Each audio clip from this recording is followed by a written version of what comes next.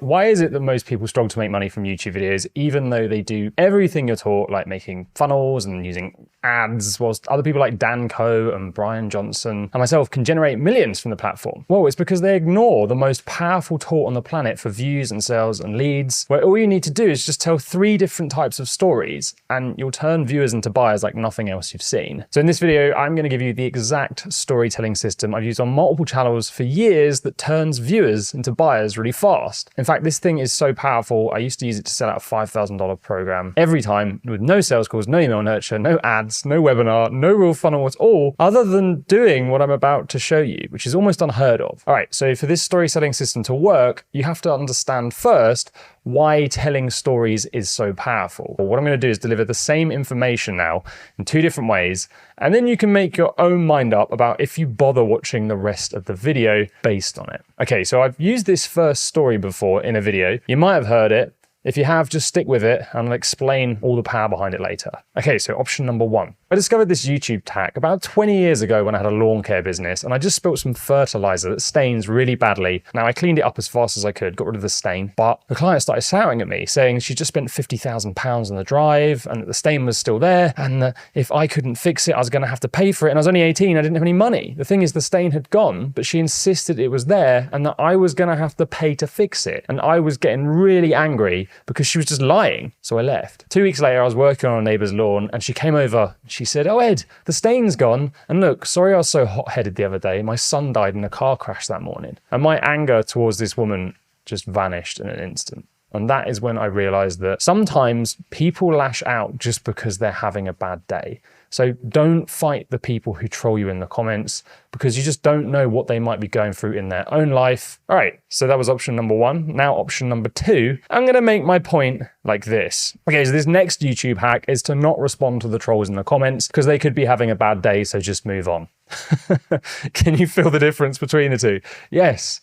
Version 1 was longer, but version 2, that's not going to make you go, you know, Ed's right, maybe I should let go, because you can feel my old client's pain when I tell that story and you just empathize with us so much. And I can pretty much guarantee that story will stick with you because of that, especially the next time you read a nasty comment. So the reason storytelling is so powerful is because people don't remember what you said, they remember how you made them feel. So if we look at people like Brian Johnson, for example, the man who's trying to age backwards, he really stirs up a lot of feelings in people. Now, some hate him for what he's trying to do, defying death, and others love him for it. But you cannot deny he makes people feel something, and it's a big, big reason for his traction. But you're probably not looking to go front page of the global press with your business. So just consider this. If your content bores people, they remember that. But if you can give them some kind of emotional reaction, they're going to connect it to your channel and your business. And this is how you build lifelong fans that come back and buy your stuff without the need for really complex marketing. But that's not all telling stories is going to do for your sales and your business and your channel. There's a few more reasons it's going to generate you sales. Okay, so the first one is this. And if you ever want to land a dream client, I highly recommend doing this. So check this out. In this video, I told a story about how I'd gotten really ill and I was fed up and I thought I'm going to retire, can't do this anymore. And then I started planning my retirement and realized that I basically had nothing else to do and retirement is a miserable existence. So I planned out what my dream life would look like and it basically looked like making YouTubes and helping people grow businesses. So I realized, well, you're basically retired now then. So if money doesn't matter to you anymore, get rid of everything you hate doing and just do what you love instead. Now, that's, in terms of stories, is a pretty unrelatable problem for a lot of you, but I got emails and WhatsApps from very big influencers going, "Ed, this is exactly what I'm going through. Can we have a chat? Because it sounds like you figured out the answer to my biggest problem right now." And then this video from a few years ago, I made about how I deleted all of my old videos on my channel because I thought they were bringing in the wrong audience and it was holding my channel back. And I made this video about it and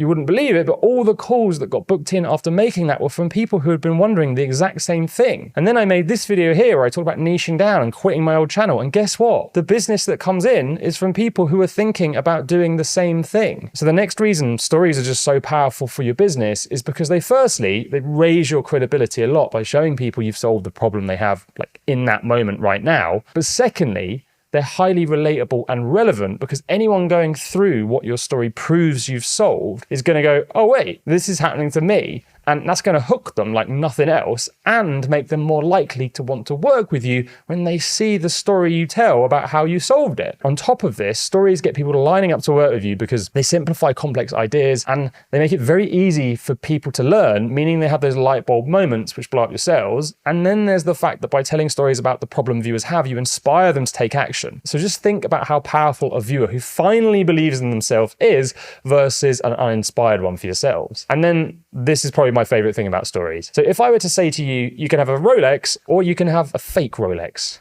which one do you want? YouTube is this big game of copy what works. So what you see all the time is this. Now, I'm not having a go at these people. Please don't go commenting on their videos. They're doing what you're taught, kind of copy what works. But if you want to be the Rolex in your niche, you don't do it copying other people in such an exact way like this. Instead, what you want to do is become Cartier. So you take what works, then make it your own. So it doesn't look like a copy, but a slightly different version. Because at the end of the day, Cartier and Rolex, they make the same thing, but it still feels very different the way they do it, right? So because there's already so much information online, it's very unlikely that everything you say will be unique to your channel. So the way you get around this, because sometimes we just copy by mistake, is by using unique stories that make your point, and you will have hundreds of them from your entire life. I mean, I just pulled a story out from 20 years ago when I stained someone's drive, but I'm telling you now, you're gonna remember that one. All right, so now you know why you must not sleep on them if you want to make easier sales and you want to build viewership. Let me show you how to easily get into storytelling without it taking up all your time. So what most people think is storytelling is all about making a video like this with a big epic story from start to finish. And it's got music, it's got B-roll, and it's got tons going on. Now, those are great.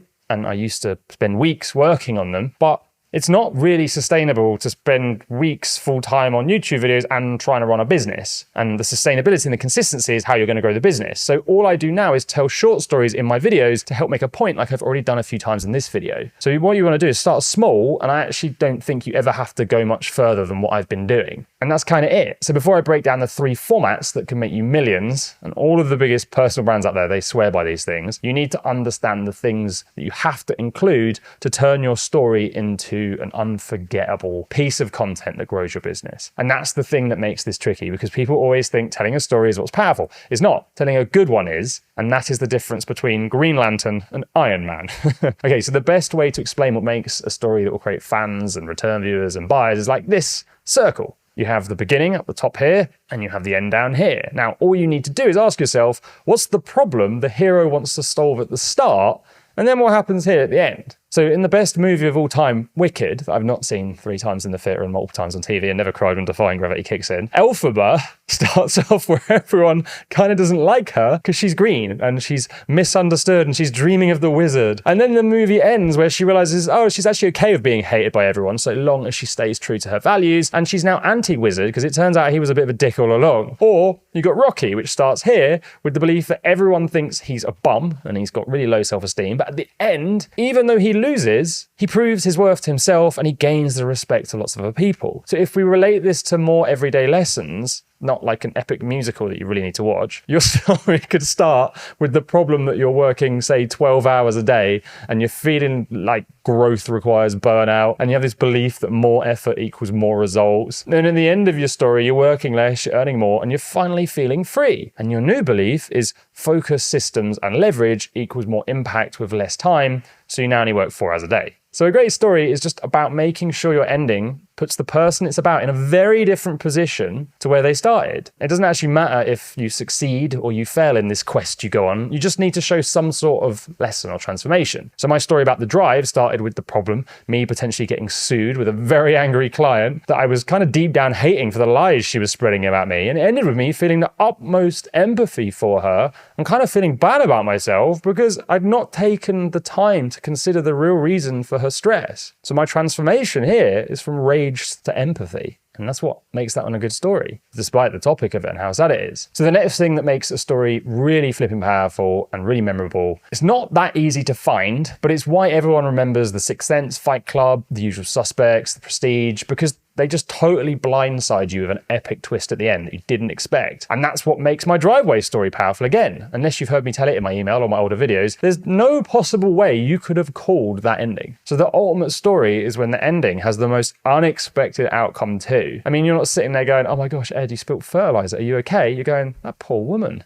And you remember that lesson as a result. And then after that, you just need to tick off a few more things, which I've kind of simplified down to the very foundations. So the first works like this. Let's say you're teaching people how to make money by streaming music on Spotify. And to make your point, you tell the story of how Elon Musk makes decisions to run his 700 companies. That point might be relevant, but what you're going to do is ask yourself, is Musk really that relatable to my viewers who are probably struggling to get one business off the ground? So although inspiring and maybe interesting, I think you want to make sure your story is incredibly relatable to your viewers' own situation where they are now. So if you started with the problem your viewers have now about how you kept trying different ways to make money on Spotify by posting your music in random forums, and at the end you realized you only needed to do one simple unexpected thing that was a lot simpler to get results, you would have told a relatable story that went from where the viewer is now, confused and struggling, to thriving, and they dig that way more. Dig that. 1970s here. Also, remember what I said about how you don't want to be a fake Rolex? Well, anyone can tell the Musk story. So to differentiate you, you're just better off using your own unique stories all of the time. Now, the next thing that makes a great story that turns viewers into buyers is to embrace how much you sucked by telling stories that focus on your pain and problems. Never worry that you are openly saying you sucked at the thing your video is teaching, because people will just gravitate to those who show vulnerability, as well as people who are relatable, but also nobody likes the story of the rich person who had the easiest life where everything was amazing and just kept getting richer. There's no lesson, there's no transformation, it's not relatable. So this isn't about showing off. In fact, I'm kind of at this weird point where when something really bad happens in my business, I'm like, yes, this disgusting pain that's keeping me up at night will eventually turn into a fantastic story when I can fix it.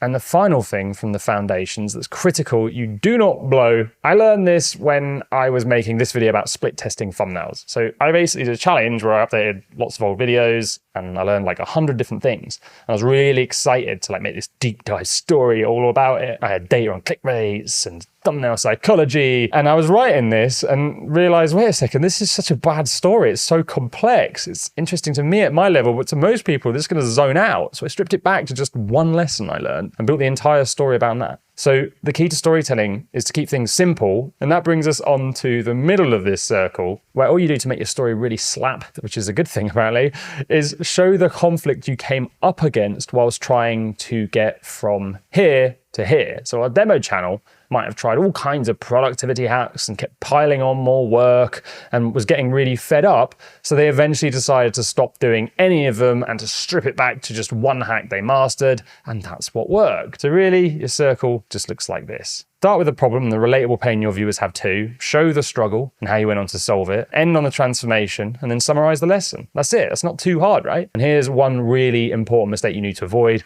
when it does come to writing or telling this. You need to avoid saying things like this. I was drinking a cup of tea on a Wednesday afternoon with Jeremy, who then left and plays no part in the rest of the story. If you have a line in your story and you can delete it and it doesn't impact the end, you must get rid of it. Otherwise your viewers are going to be like, get to the point. So you would delete the fact that you were drinking a cup of tea on a Wednesday afternoon with Jeremy. So now you know why story matters, the foundations, and how to plan one. I'm going to give you the 3 frameworks I've used for years now that blew up my business, blew up my sales, and I'm confident they will do too for you if you get it right. And I want you to imagine these 3 stories are told at 3 different acts in your own journey. So Act 1, this separates you from everyone else in your niche. It builds credibility, it generates sales, makes you more unique. Act 2 will take that to the next level, and you'll see your sales just massively increase if you use this well. And then Act 3 is, I'd say, maybe the most powerful, as you don't just separate yourself from the niche, you lead it in a way where everyone who discovers you goes, this person is on a different level to everyone else. And that's my own personal goal with this channel. And I'm going to show you my plan to do that as well to help you work out your own. All right, so let's start with the Act 1 storytelling. And without this, generating sales and leads, it's just not gonna happen. And if you don't have many clients yet, or you're newer to your niche or business, then it'll pretty much be the main thing you have to rely on to get any traction at all. And it works like this. So years ago, I was trolled a lot for talking about YouTube because I had a few thousand subscribers. And I mean, that's fair. Why would you listen to someone talking about something their channel didn't look like it had done yet, right? So I was like, well, I need to prove I'm legit. So I told a story about how I monetized the channel in 6 weeks, which back then was like unheard of, and boom, millions of views. And suddenly I was less of a joke. But this isn't about virality. What I really want to show you is just the power of dropping stories into your videos that give proof you can get a result so that people watch it and go, oh yeah, this person's legit. And that will help to turn your views into sales. So Act 1 storytelling is just telling stories about how you solved problems your viewers have too. And I know this sounds kind of overblown, but if you can't do that, I'm not sure how you can make it now. Now, if you're like a doctor and your channel's about fixing bad backs and you've never had one, that's okay. You're an Act 2 channel by default, so you don't have to worry too much about that. What you really want to do though is try to include one story of this nature in every video, because if someone binges 5 videos in a row, by the end of that session, they're gonna go, this person's clearly an expert, I'm coming back. In fact, I should be paying for this stuff. Wait, I wonder if I can pay them to help me. And that brings us on to Act 2 storytelling. And again, you wanna try and use this as often as you can if it is possible. Because years ago, even though I was getting traction on my channel, I was making these videos that show people how I was blowing up, and I always used to get comments going, well, if you're so flipping good, do it to someone else's channel. And I was like, oh, what's a guy gotta do to impress you guys? But I took it on board and I started making videos about how I blew up other people's channels and businesses too. And this was massive for sales, because when you're marketing people, they go, yeah, it works for you, but will it work for me? So if you show someone like your viewer with their problem getting the result they want with your system, it's like, oh, this channel is good for me. And you go from this person learning on the go, reporting back, to this person's an expert helping others. And that causes a very different reaction. So this is why you need to use your client wins to make your point. Now, if you don't have clients, but you've helped someone else get a result and they didn't pay you, that's fine. You can say that too. And then we move on to Act 3 storytelling. This is the act which I believe we should all strive to be in. It's not going to be easy, but it's my ultimate goal. And that is to make videos where people go, this person is on another level to everyone else in their niche. Now, if you can create this reaction, your competition doesn't exist when it comes to someone making a sales decision. Your viewers are just going to go, I just want to work with this person over everyone else. And this way of thinking is helping this channel make millions. And it also gets people like Danko and Brian Johnson mega fans. So let me show you how this works. So if we break down what these acts really are, Act 1 is your past. It's how you solve the problem. Act 2 is the present. It's how you're solving your client's problems. Act 3 is how you're shaping the future. So what happens is, as you get more and more traction with your stories, your niche is going to start to copy you. And they might even start telling their own powerful stories. But this is where you actively try to shape the entire future of your whole niche. So let me give you an example. So I quit a channel with almost 400,000 subscribers because I thought there was a better way for businesses to do this. And to help me establish this new way, I built a software that tracks leads from videos. And as a result of this, my entire view of YouTube has completely shifted, meaning I could now give content to you guys that's not on Google anywhere because nobody else has this data. But not only that, it enabled me to build AI and new systems for my clients that you just can't find anywhere else in the world, which helps us level up as one big community. Now, Brian Johnson, love him or hate him, he's a perfect example of the power of this too. So his backstory is he made millions in tech, and now he's testing all of his anti-aging stuff on himself, and he's got this insane world-changing vision, which his fans are totally bought into, which means he's living in Act 3, and that's why he gets so much press. He's built like a cult following. And then there's Dan Coe, and he's building new AI to try and change the world of being a creator, and he documents it too. So Act 3 is about trying to take your niche to new levels that have not been explored yet, and in an ideal world,